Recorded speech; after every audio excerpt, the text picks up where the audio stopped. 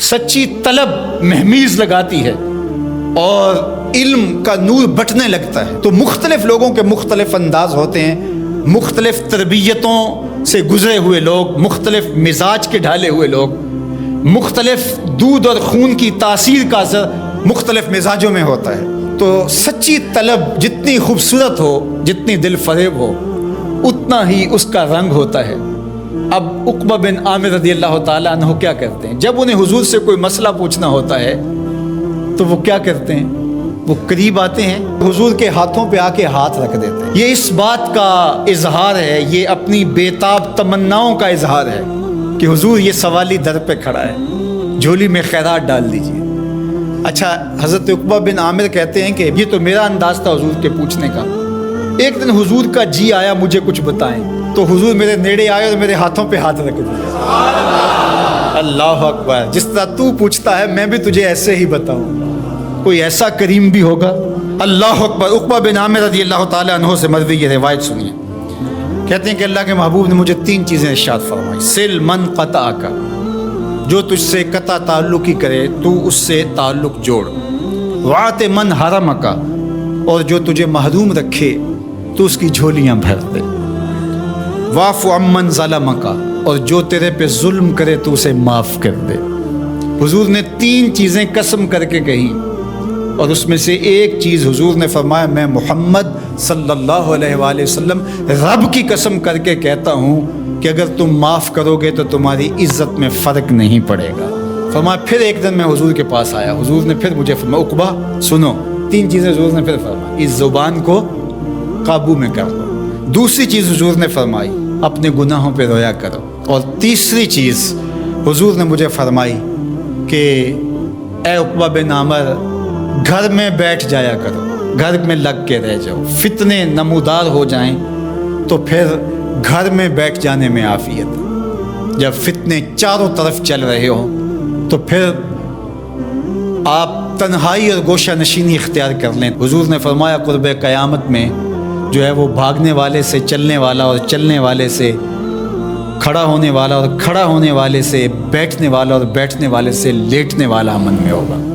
اللہ اکبر۔ حضرت انس بن مالک رضی اللہ تعالیٰ عنہ فرماتے ہیں کہ میں نے رسول کریم صلی اللہ علیہ وآلہ وسلم سے سنا، جو شخص یہ چاہتا ہے کہ اس کی عمر میں برکت ہو اور اس کے رزق میں برکت ہو تو وہ صلہ رحمی کرے، وہ رشتہ داروں کے ساتھ سلوک اچھا کرے۔ اب ہر بندہ چاہتا ہے میرے رزق میں برکت ہو، ہر بندہ یہ چاہتا ہے میری عمر لمبی ہو، صحت والی لمبی زندگی پاؤں، ہر بندے کی یہ آرزو ہے۔ فرمایا یہ 2 چیزیں جو چاہے تو اسے کیا کرنا چاہیے؟ رشتہ داروں کے ساتھ سلوک اچھا کرے، ان کا سلوک برا ہو پھر بھی اچھا کرے۔ بس کہتے ہیں جناب وہ تو میرے ساتھ یہ سلوک کر رہے، میاں اچھا کرے گا، اچھے کے مقابلے میں اچھا کرو گے، یہ کون سا کمال ہے؟ امتحان تو تبھی بنتا ہے کہ جب کوئی برا سلوک کرے تم پھر بھی اچھا کرو، تو یہ ہے حسن سلوک۔ کوئی بزرگ تھے، ان سے ان کے چاہنے والوں نے سوال کیا کہ فلاں عابد، اس کے بارے میں لوگ کوئی اچھی بات نہیں کرتے، تانا زنی کرتے ہیں، ان پہ بات کرتے ہیں، آپ ان کے بارے میں کیا رائے رکھتے ہیں؟ تو انہوں نے جو جواب دیا وہ بہت خوبصورت تھا اور یہ ضرب المثل بن گیا۔ گفت بولے بر ظاہرش عیب نمی بینم و در باطنش غیب نمی دانم، کہ ان کے ظاہر میں تو میں کوئی عیب نہیں دیکھتا، اور جو ان کا باطن ہے اس کو میں اس لیے نہیں جانتا کہ میں کوئی غیب دان نہیں ہوں کہ میں یہ دعویٰ کروں کہ میں ان کے اندر کو دیکھتا ہوں۔ فرماتے ہیں کہ جس شخص نے پارساؤں والا لباس پہنا ہو تو اس کو تو پارسا ہی سمجھ، چونکہ ظاہر کے مطابق تمہیں گما رکھنے کا حکم دیا گیا ہے۔ تجھے کھودنے کی، کریدنے کی اور اس کے معاملات میں گہرا غور و تفحص کرنے کی ضرورت نہیں ہے، اس لیے کہ جو محتسب ہوتا ہے اس کو گھر کی تلاشی نہیں لینی ہوتی، وہ تو جو چیز سامنے آتی ہے اس کے مطابق ہی اس کا احتساب کرتا ہے۔ تو اگر یہ ہمارے رویے اور ہمارا طرز زندگی اور ہمارا انداز معاشرت اس طرز پر آ جائے جو ہمارے بزرگوں کا طریق تھا کہ لوگوں کا جو ظاہر ہے اس کے مطابق ہی ہم ان پر کوئی حکم لگائیں، اور ہمیں لوگوں کے اندر اتر کے اور لوگوں کی ٹو میں جا کے گہری تفتیش کرنا اور لوگوں کو کریدنا، یہ تو بتایا ہی نہیں گیا۔ لا تجسسوا، ہمیں تو یہ کہا گیا ہے کہ تم جاسوسی نہ کرو۔ تو آج ہمارے جو رویے ہیں وہ بالکل اس کے برعکس ہیں۔ ہم وہاں تک اتر جاتے ہیں لوگوں کے حوالے سے اور بدگمانیوں کو پھر پالتے ہیں، اور پھر ان بدگمانیوں کے مطابق اپنا ذہن بنا لیتے ہیں اور پھر باقاعدہ اس کو آگے منتقل کر دیتے ہیں۔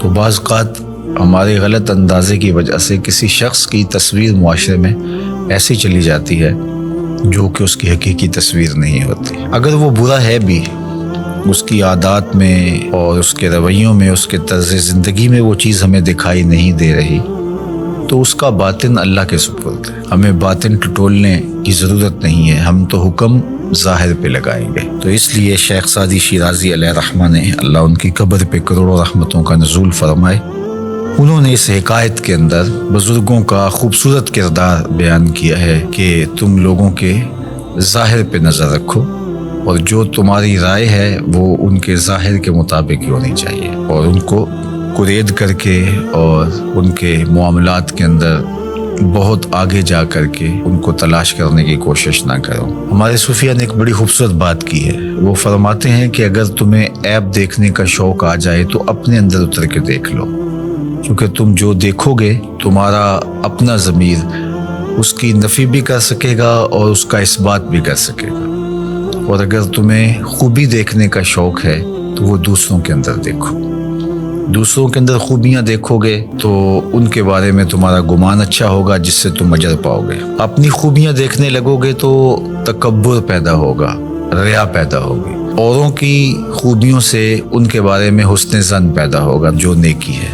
تو جب خوبیاں دیکھنا چاہو تو پھر اوروں کی خوبیاں دیکھنے کی کوشش کرو، اور جب عیب ڈھونڈنے کا شوق آ جائے، تمہارے مزاج میں ہے کہ ہم نے کوئی عیب ہی تلاش کرنے ہیں، تو پھر اپنے اندر اتر کے اپنی کوتاہیوں کو، اپنے عیوب کو اور اپنے اندر چھپی ہوئی خباثتوں کو تلاش کرو۔ جب ہم اپنے اوپر غور و تفحص کرنے لگ جائیں گے تو بہت ساری ایسی چیزیں ملیں گی کہ عمومی طور پہ ہماری نظر ان عیوب کی طرف نہیں بھی جاتی ہے، لیکن جب غور و فکر کرنے لگ جائیں گے تو بہت ساری چیزیں کھل کے سامنے آ جائیں گی۔ اللہ تعالیٰ جل شانہ ہمیں توفیقات نصیب فرمائے، ہم خیر کی راہوں پہ رہیں۔